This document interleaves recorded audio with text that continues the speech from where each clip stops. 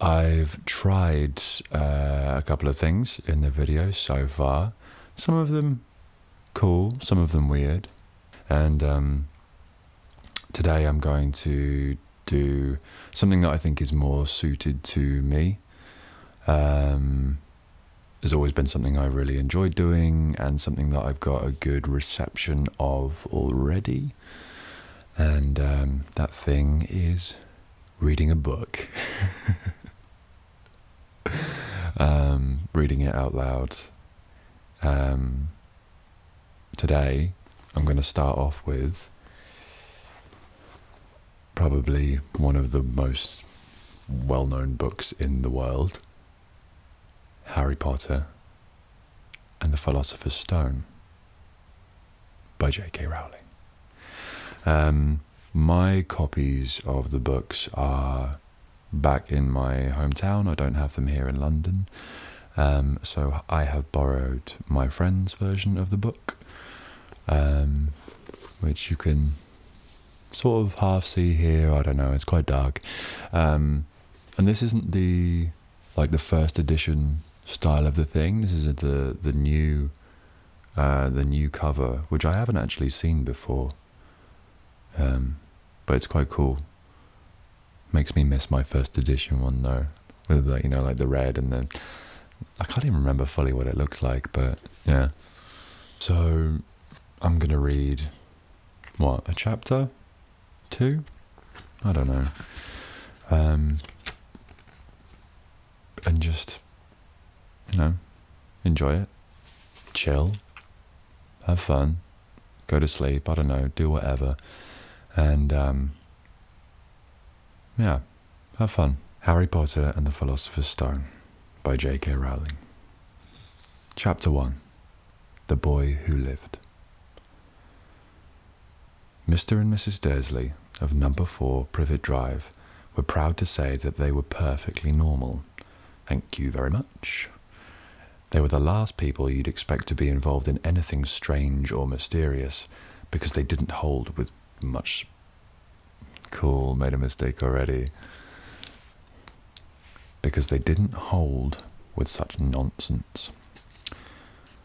Mr. Dursley was the director of a firm called Grunnings, which made drills. He was a big, beefy man with hardly any neck, although he did have a very large moustache. Mrs. Dursley was thin and blonde and had nearly twice the usual amount of neck, which came in very useful as she spent so much of her time craning over garden fences, spying on the neighbours. The Dursleys had a small son called Dudley, and in their opinion there was no finer boy anywhere. The Dursleys had everything that they wanted, but they also had a secret, and their greatest fear was that somebody would discover it. They didn't think they could bear it if anyone found out about the Potters. Mrs. Potter was Mrs. Dursley's sister, but they hadn't met for several years. In fact, Mrs. Dursley pretended she didn't have a sister, because her sister and her good-for-nothing husband were as un-Dursleyish as it was possible to be. The Dursleys shuddered to think what the neighbours would say if the Potters arrived in the street. The Dursleys knew that the Potters had a small son too, but they had never seen him. This boy was another good reason for keeping the Potters away. They didn't want Dudley mixing with a child like that. When Mr. and Mrs. Dursley woke up on the dull, grey Tuesday our story starts, there was nothing about the cloudy sky outside to suggest that strange and mysterious things would soon be happening all over the country. Mr. Dursley hummed as he picked out his most boring tie for work, and Mrs. Dursley gossiped away happily as she wrestled a screaming Dudley into his high chair. None of them noticed a large tawny owl flutter past the window. At 8:30, Mr. Dursley picked up his briefcase, pecked Mrs. Dursley on the cheek, and tried to kiss Dudley goodbye, but missed, because Dudley was now having a tantrum and throwing his cereal at the walls. "Little tyke," chortled Mr. Dursley as he left the house. He got into his car and backed out of number 4's drive. It was on the corner of the street that he noticed the first sign of something peculiar. cat reading a map.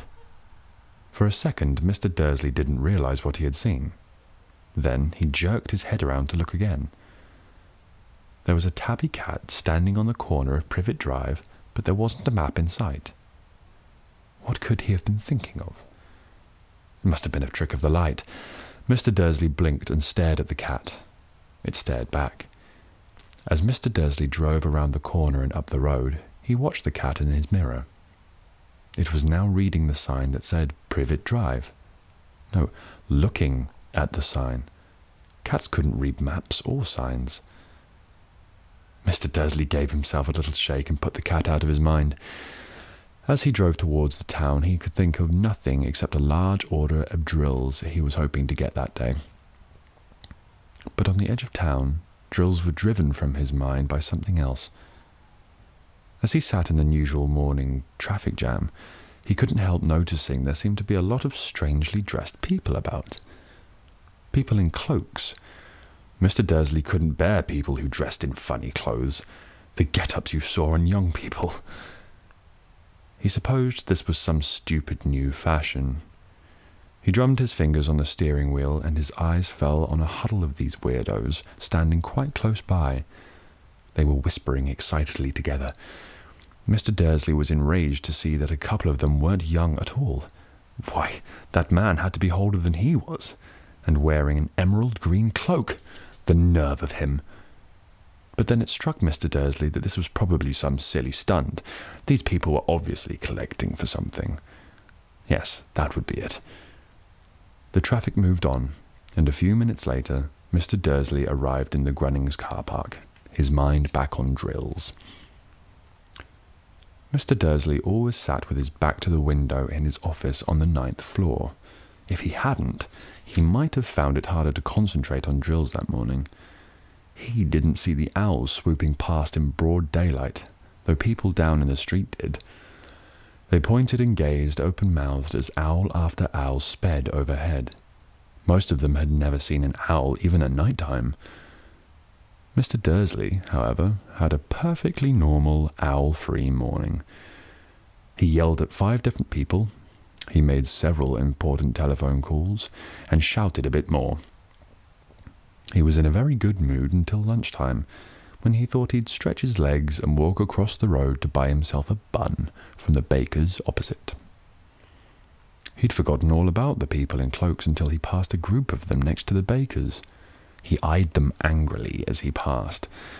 He didn't know why, but they made him uneasy. This lot were whispering excitedly too, and he couldn't see a single collecting tin. It was on his way back past them, clutching a large doughnut in a bag, that he caught a few words of what they were saying. "The Potters. That's right, that's what I heard. Yes, their son Harry." Mr. Dursley stopped dead. Fear flooded him. He looked back at the whisperers as if he wanted to say something to them, but thought better of it. He dashed back across the road, hurried up to his office, snapped at his secretary not to disturb him, seized his telephone, and had almost finished dialing his home number when he changed his mind.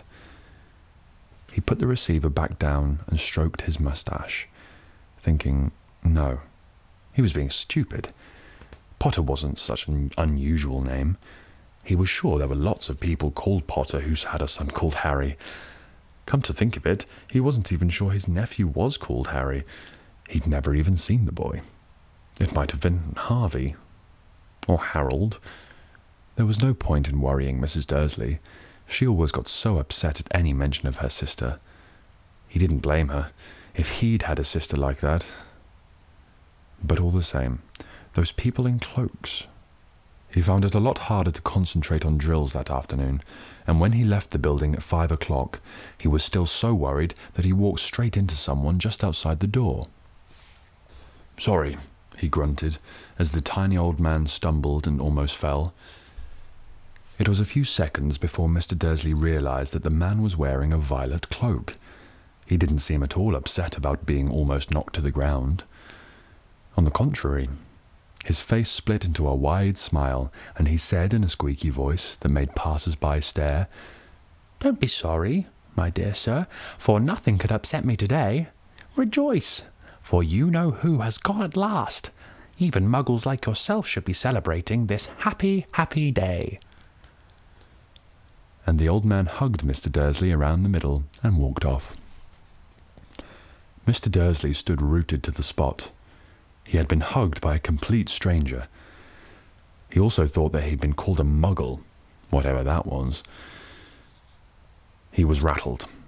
He hurried to his car and set off home, hoping he was imagining things, which he had never hoped before, because he didn't approve of imagination. As he pulled into the driveway of number 4, the first thing he saw, and it didn't improve his mood, was the tabby cat he'd spotted that morning. It was now sitting on his garden wall. He was sure it was the same one. It had the same markings around its eyes. "Shoo!" said Mr. Dursley, loudly. The cat didn't move. It just gave him a stern look. Was this normal cat behaviour? Mr. Dursley wondered.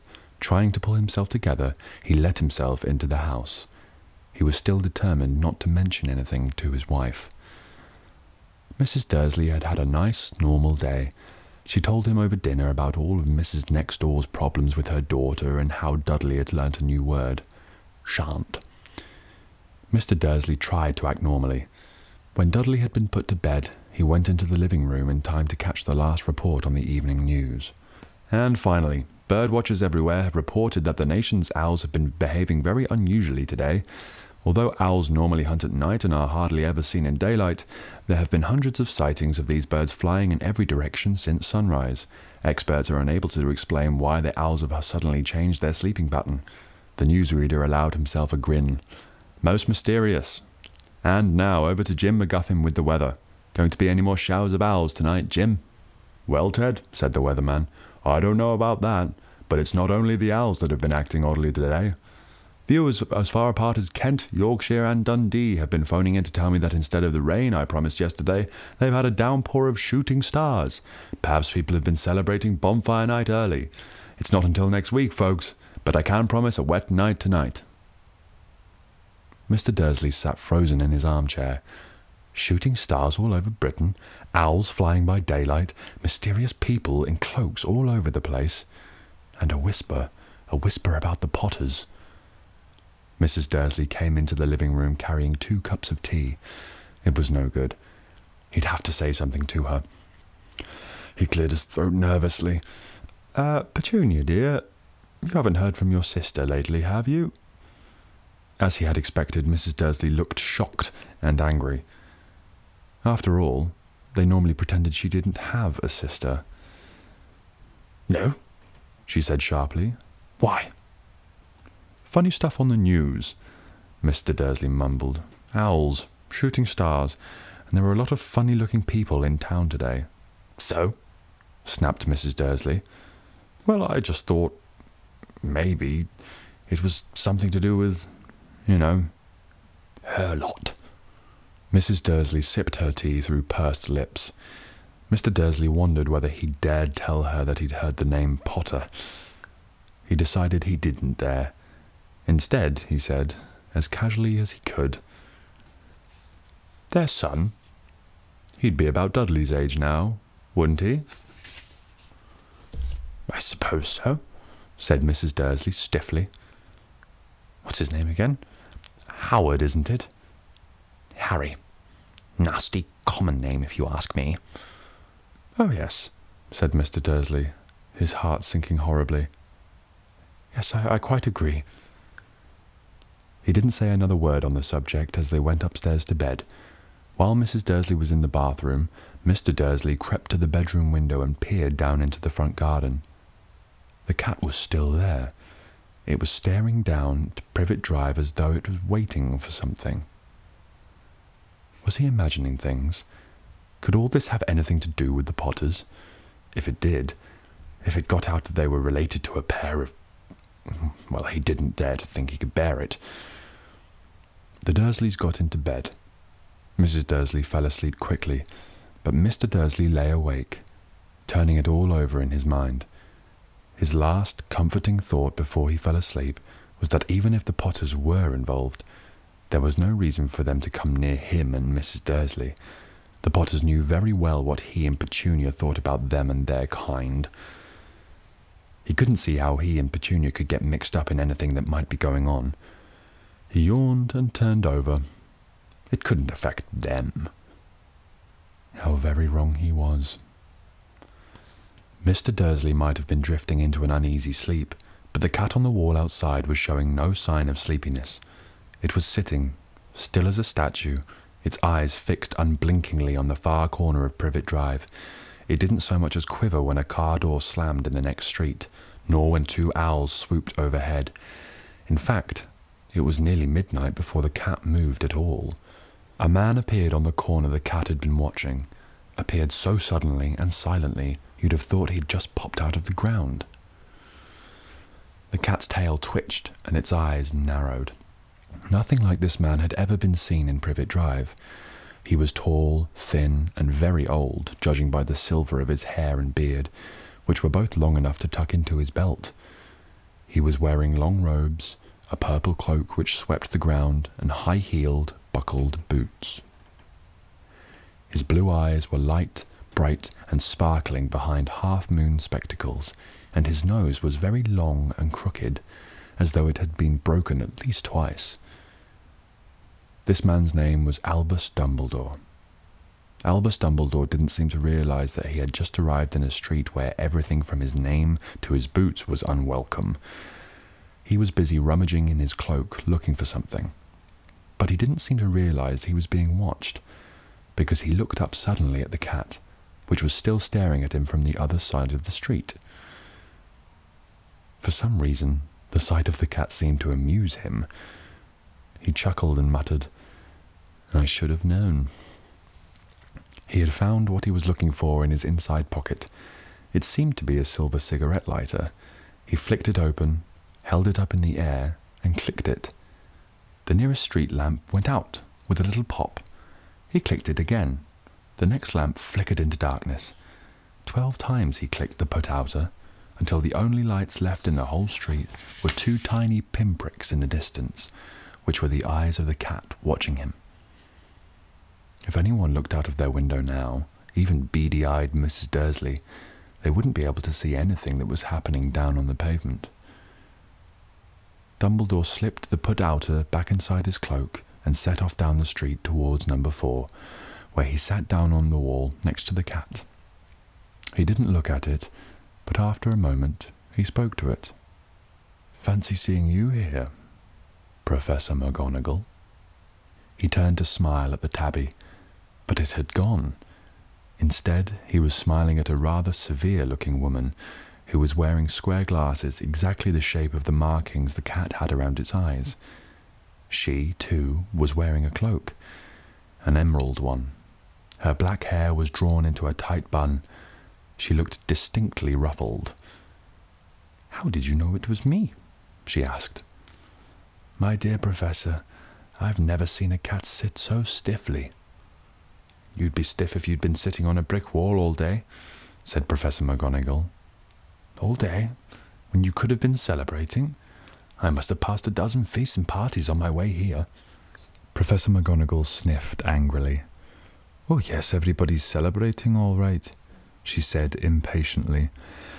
"You'd think they'd be a bit more careful, but no, even the Muggles have noticed something's going on. It was on their news." She jerked her head back at the Dursleys' dark living room window. "I heard it. Flocks of owls, shooting stars. Well, they're not completely stupid. They were bound to notice something. Shooting stars down in Kent. I'll bet that was Diddless Diggle. He never had much sense."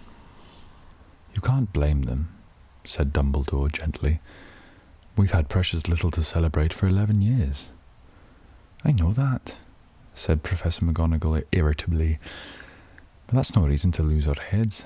People are being downright careless, out on the streets in broad daylight, not even dressed in Muggle clothes, swapping rumours."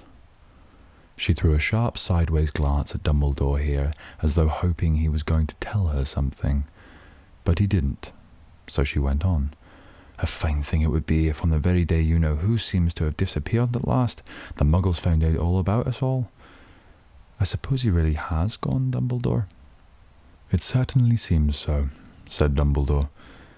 We have much to be thankful for. Would you care for a sherbet lemon? A what? A sherbet lemon. They're a kind of muggle sweet I'm rather fond of. No, thank you, said Professor McGonagall coldly, as though she didn't even think this was the moment for sherbet lemons.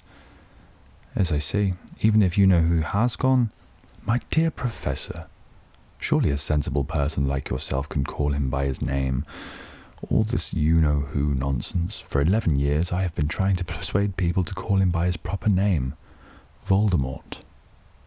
Professor McGonagall flinched, but Dumbledore, who was unsticking 2 sherbet lemons, seemed not to notice. It all gets so confusing if we keep saying you-know-who. I have never seen any reason to be frightened of saying Voldemort's name. I know you haven't, said Professor McGonagall, sounding half exasperated, half admiring. But you're different. Everyone knows you're the only one all right, Voldemort was afraid of. You flatter me, said Dumbledore calmly. Voldemort had powers I will never have. Only because you're too, noble to use them. It's lucky it's dark. I haven't blushed so much since Madame Pomfrey told me she liked my new earmuffs. Professor McGonagall shot a sharp look at Dumbledore and said, The owls are nothing compared to the rumours that are flying around. You know what everyone's saying about why he's disappeared and what finally stopped him? It seemed that Professor McGonagall had reached the point she was most anxious to discuss, the real reason she had been waiting on a cold, hard wall all day. For neither as a cat nor as a woman had she fixed Dumbledore with such a piercing stare as she did now. It was plain that whatever everyone was saying, she was not going to believe it until Dumbledore told her it was true. Dumbledore, however, was choosing another sherbet lemon and did not answer. What they're saying, she pressed on, is that last night Voldemort turned up in Godric's Hollow. He went to find the Potters. The rumour is that Lily and James Potter are... that they're dead. Dumbledore bowed his head. Professor McGonagall gasped. Lily and James... I can't believe it. I didn't want to believe it. Oh, Albus. Dumbledore reached out and patted her on the shoulder. I know, he said heavily. Professor McGonagall's voice trembled as she went on. That's not all. They're saying he tried to kill the Potter's son, Harry, but he couldn't. He couldn't kill that little boy. No one knows why or how, but they're saying that when he couldn't kill Harry Potter, Voldemort's power somehow broke, and that's why he's gone. Dumbledore nodded glumly. It's true, faltered Professor McGonagall. After all he's done, all the people he's killed, he couldn't kill a little boy. It's just astounding. Of all the things to stop him. But how in the name of heaven did Harry survive? We can only guess, said Dumbledore. We may never know. Professor McGonagall pulled out a lace handkerchief and dabbed at her eyes beneath her spectacles. Dumbledore gave a great sniff as he took a golden watch from his pocket and examined it. It was a very odd watch. It had 12 hands, but no numbers. Instead, little planets were moving around the edge. It must have made sense to Dumbledore, though, because he put it back in his pocket and said, Hagrid's late. I suppose it was he who told you I'd be here, by the way. Yes, said Professor McGonagall, and I don't suppose you're going to tell me why you're here, of all places. I've come to bring Harry to his aunt and uncle. They're the only family he has left now. You can't mean the people who live here, cried Professor McGonagall, jumping to her feet and pointing at number 4. Dumbledore, you can't. I've been watching them all day. You couldn't find 2 people who are less like us. And they've got this son. I saw him kicking his mother all the way up the street, screaming for sweets. Harry Potter, come and live here. It's the best place for him, said Dumbledore firmly. "His aunt and uncle will be able to better explain everything to him when he's older. I've written them a letter." "A letter?" repeated Professor McGonagall faintly, sitting back down on the wall. "Really, Dumbledore? You think you can explain all this in a letter? These people will never understand him. He'll be famous, a legend. I wouldn't be surprised if today was known as Harry Potter Day in future. There will be books written about Harry. Every child in the world will know his name." "Exactly," said Dumbledore, looking very seriously over the top of his half-moon glasses. "It would be enough to turn any boy's head. Famous before he can walk and talk. Famous for something he won't even remember. Can't you see how much better off he'll be, growing up away from all that until he's ready to take it?" Professor McGonagall opened her mouth, changed her mind, swallowed, and then said, Yes, you're right. Of course. But how is the boy getting here, Dumbledore?" She eyed his cloak suddenly as though she thought he might be hiding Harry underneath it. "Hagrid's bringing him." You think it wise to trust Hagrid with something as important as this?" "I would trust Hagrid with my life," said Dumbledore. "I'm not saying his heart isn't in the right place," said McGonagall grudgingly. "But you can't pretend he's not careless. He does tend to..." What was that? A low rumbling sound had broken the silence around them. It grew steadily louder as they looked up and down the street for some sign of a headlight. It swelled to a roar as they both looked up at the sky, and a huge motorbike fell out of the air and landed on the road in front of them. If the motorbike was huge, it was nothing to the man sitting astride it. He was almost twice as tall as a normal man and at least 5 times as wide. He looked simply too big to be allowed, and so wild. Long tangles of bushy black hair and beard hid most of his face. He had hands the size of dustbin lids, and his feet in their leather boots were like baby dolphins. In his vast, muscular arms, he was holding a bundle of blankets. "Hagrid," said Dumbledore, sounding relieved. "At last. And where did you get that motorbike?" "Borrowed it, Professor Dumbledore, sir," said the giant, climbing carefully off the motorbike as he spoke. "Young Sirius Black lent it me. I've got him, sir." "No problems, were there?" "No, sir. House was almost destroyed, but I got him out all right before the muggles started swarming around. He fell asleep as we were flying over Bristol." Dumbledore and Professor McGonagall bent forward over the bundle of blankets. Inside, just visible, was a baby boy, fast asleep. Under a tuft of jet-black hair over his forehead, they could see a curiously shaped cut, like a bolt of lightning. "Is that, well..." whispered Professor McGonagall. "Yes," said Dumbledore. "He'll have that scar forever." "Couldn't you do something about it, Dumbledore?" "Even if I could, I wouldn't. Scars can come in useful. I have one myself above my left knee, which is a perfect map of the London Underground. Well, give him here, Hagrid. We'd better get this over with." Dumbledore took Harry in his arms and turned towards the Dursleys' house. Could I say goodbye to him, sir?" asked Hagrid. He bent his great shaggy head over Harry and gave him what must have been a very scratchy, whiskery kiss. Then suddenly, Hagrid let out a howl like a wounded dog. "Shh!" hissed Professor McGonagall. "You'll wake the muggles." "Sorry," sobbed Hagrid, taking out a large spotted handkerchief and burying his face in it. "But I can't stand it. Lily and James dead, and poor little Harry off to live with muggles." Yes, it's all very sad, but get a grip on yourself, Hagrid, or we'll be found," Professor McGonagall whispered, patting Hagrid gingerly on the arm as Dumbledore stepped over the low garden wall and walked to the front door. He laid Harry gently on the doorstep, took a letter out of his cloak, tucked it inside Harry's blankets, and then came back to the other two. For a full minute the 3 of them stood and looked at the little bundle. Hagrid's shoulders shook, Professor McGonagall blinked furiously, and the twinkling light that usually shone from Dumbledore's eyes seemed to have gone out. "Well," said Dumbledore finally, "that's that. We've no business staying here. We may as well go and join the celebrations." "Yeah," said Hagrid in a very muffled voice. "I'd best get this bike away. Good night, Professor McGonagall. Professor Dumbledore, sir." Wiping his streaming eyes on the jacket sleeve, Hagrid swung himself onto the motorbike and kicked the engine into life. With a roar, it rose into the air and off into the night. "I shall see you soon, I expect, Professor McGonagall," said Dumbledore, nodding to her. Professor McGonagall blew her nose in reply. Dumbledore turned and walked back down the street.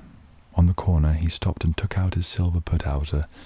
He clicked it once, and 12 balls of light sped back to their street lamps, so that Privet Drive glowed suddenly orange, and he could make out a tabby cat slinking around the corner at the other end of the street. He could just see the bundle of blankets on the step of number 4. "Good luck, Harry," he murmured. He turned on his heel, and with a swish of his cloak, he was gone. A breeze ruffled the neat hedges of Privet Drive, which lay silent and tidy under the inky sky, the very last place you would expect astonishing things to happen. Harry Potter rolled over inside his blankets without waking up. One small hand closed on the letter beside him, and he slept on, not knowing he was special, not knowing he was famous, not knowing he would soon be woken in a few hours' time by Mrs. Dursley's scream as she opened the front door to put out the milk bottles, nor that he would spend the next few weeks being prodded and pinched by his cousin Dudley. He couldn't know that at this very moment, people meeting in secret all over the country were holding up their glasses and saying in hushed voices, "To Harry Potter, the boy who lived."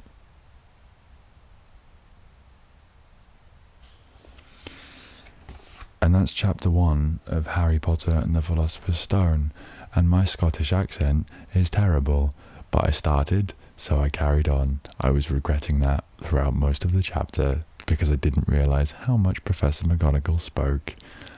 My apologies. I hope it didn't affect it too much. Sorry about that. There's that line that Hagrid says in the first film when he bursts through the door. I say that pretty much any time I make a mistake.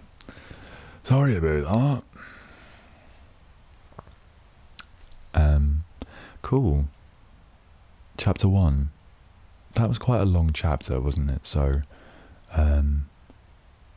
we'll see how long the other ones are, and just see how we go, or maybe I'll just read something else. I'm not going to read the whole book, obviously, but yeah, any book suggestions, or poems, or like, Dr. Seuss or something like that, I don't know, let me know. Cool. Hope you're relaxed, hope you enjoyed that. See you soon.